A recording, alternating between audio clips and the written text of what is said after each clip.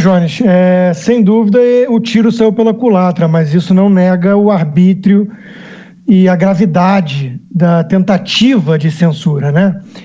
E está havendo uma reação. Então, assim, eu concordo com muitos pontos, com a maioria dos pontos trazidos tanto pelo Fiuza como pelo Nagy. Eu apenas acho que meu tom é um pouco mais de preocupação, talvez, um pouco mais grave. Eu acho, respondendo a sua pergunta original feita ao Fiuza, eu acho que há uma crise institucional muito séria, sim. E também é difícil fazer prognóstico, não somos profetas, mas eu cada vez mais temo que isso não vai acabar bem. Eu sinto um clima pré-revolucionário se instalando com cada vez mais força no país, né?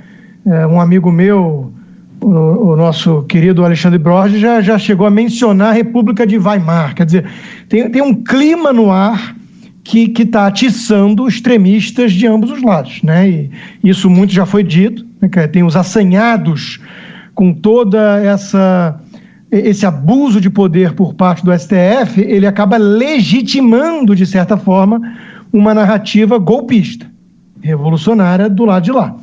Então, assim, as perguntas são legítimas, né? O que fazer quando o guardião da Constituição se torna aquele que mais rasga a nossa Carta Magna, né? Segundo um jurista como Modesto Carvalhosa, por exemplo, os ministros Toffoli e Alexandre de Moraes cometeram crimes presentes no Código Penal. Não é regimento interno, não é inconstitucionalidade das medidas, é crime presente no Código Penal.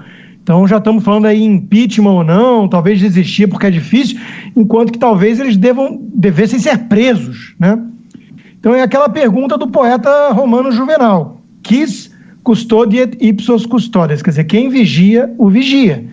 E lembrando do alerta do Rui Barbosa, né? Quando a pior ditadura é a do judiciário, a do poder judiciário, porque não resta mais a quem recorrer. E aí alguns vão responder justamente assim: não, resta sim o cabo e o soldado. E aí ferrou, porque isso não é uma solução. Isso é, como o próprio Nagy colocou no artigo dele, curar a doença matando o paciente. A gente quer salvar as instituições desse grau de arbítrio e de abuso de poder. Não jogar a instituição no lixo e acreditar que vai substituir o Napoleão Tupiniquim Toffoli por um déspota esclarecido militar. Mas todo esse debate, o próprio tema do nosso podcast, já coloca por água abaixo pelo menos uma declaração que muita gente vinha fazendo e salta aos olhos o ridículo dela, né? As instituições estão funcionando bem no Brasil. Não estão.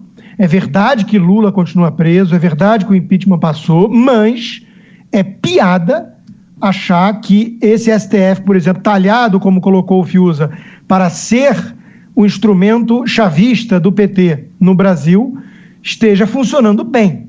Não está. Ele tenta dar passos na direção do total arbítrio e precisa recuar de vez em quando por se sentir acuado pela pressão intensa da sociedade. Não é que as instituições estejam funcionando bem, é que eles não estão conseguindo avançar na tentativa golpista de vários desses ministros. Então, isso inclusive acho que justificaria a argumentação de alguns jacobinos da direita, com quem eu inclusive discordo e debato muito, mas eles são jacobinos pragmáticos. O argumento deles é o seguinte: eles entendem que a intensa pressão popular foi o que impediu até aqui que virássemos a Venezuela. Ou seja, eles sempre falam assim: vocês estão acusando jacobino. Graças a esse clima de que pode se mandar um cabo e um soldado e essa coisa meio que quase revolucionária, que essa turma golpista que ocupa o STF teve que recuar até aqui. Por isso que Lula não está solto. Então é um argumento perigoso, porque você justifica a intensificação do maçarico, né, da pressão constante num clima revolucionário, você justifica dizendo que ela é que está salvando as instituições, enquanto que fica uma linha tênue aí de até onde vai essa brincadeira, porque é inegável que tem os jacobinos verdadeiros, inclusive alojados dentro do governo, aqueles que querem mesmo mandar um cabo e um soldado para fechar o STF, eles acreditam nisso, e estão em número crescente, quantidade crescente. Perfeito. Justamente porque o STF está atiçando esse clima, está jogando lenha na fogueira revolucionária. Pela importância do que eles fazem, eles não podem se comportar desse jeito, né, Constantino? Não, exato, eles são os principais culpados dessa situação, né? Os radicais se retroalimentam. Assim como o próprio crescimento político do Bolsonaro sempre dependeu da existência de um PSOL e de um João Willis, né? Eles se retroalimentam, o STF com esses ministros incapazes de ocuparem esse cargo, que transformaram a toga negra em trapo de mordaça, como colocou o deputado Paulo Eduardo Martins, como esses jacobinos que usam isso para pregar um golpe. É um golpe, não tem outra palavra. Então, esse STF aí está atiçando esse ânimo revolucionário com seu arbítrio, com a sua censura. Isso não é uma atrapalhada. Isso é um crime e uma coisa muito grave, golpista e perigosa. Então, você mesmo colocou, Jones, no começo a questão da vaidade, citando de forma brilhante aí o Al Pacino e o Eclesiastes também, né, diz isso.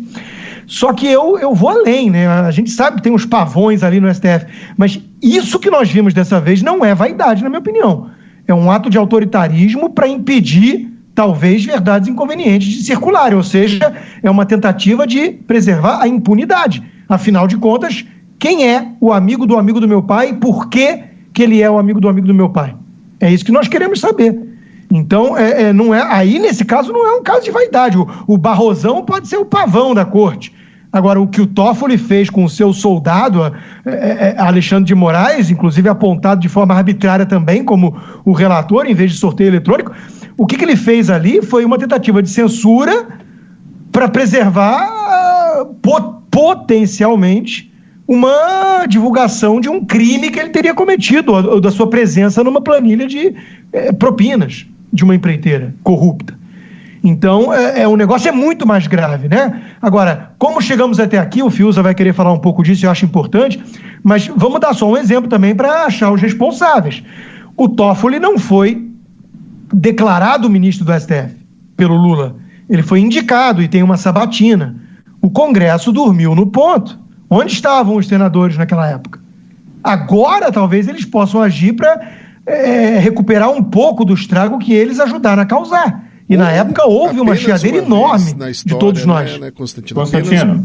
Apenas uma vez na história que o Senado recusou isso na época da República Velha, ainda porque eles estavam descontentes. Eu não me lembro agora, desculpa o ouvinte, depois eu até vou procurar aqui, eu digo se era no governo do Deodoro ou do Fonseca, do Marechal, não, desculpa, do Peixoto, do Floriano Peixoto ou do Marechal Deodoro da Fonseca. Não lembro qual que era, mas foi para desagradar, ou seja, faz muito tempo. Mas então, esse que é o ponto, né? Porque a gente finge que tem instituições. A gente finge que existe uma sabatina para um certo propósito. E cadê? Então, da mesma forma, eu concordo com nós até. É muito difícil, nunca teve, não tem precedentes. Então é difícil falar em impeachment de ministro do STF. Vamos focar a energia em outra coisa? Não necessariamente. Eu acredito que o impeachment seja o caminho, sim. O Dias Toffoli não pode estar como ministro do STF, muito menos ser o presidente. Ele tem que sair, ele não tem devido saber jurídico sequer. Ele mostrou que não liga para impedimento com caráter de viés e tudo mais. Ele agora fez isso que ele fez. Ele não pode. Então o Congresso cochilou na época que ele foi apontado e tinha que sabatiná-lo. E agora não pode cochilar de novo. Só uma parte bem rapidinho. Claro. Você trazer isso em relação à sabatina, para inglês ver, é importante também. É incrível como hoje, né, daí também no Executivo, no STF, mas também no Executivo, como o núcleo dos nossos problemas é o Congresso, né? E assim, como a gente tem que começar a pensar a sério na hora de votar e de pensar nesses caras, né? Porque toda discussão brasileira, quando se trata de eleições, é sempre polarizada nos cargos mais altos do Executivo, e a gente ignora o Congresso e depois fica na mão dele, né? Exatamente, esse é um bom ponto. E aí, de novo, vamos cair na mesma solução fácil e equivocada, né? Simples para um problema complexo, tem sempre uma solução simples e equivocada, como dizia Mencken, né? Então, é isso aí. Agora, fecha o Congresso também, né?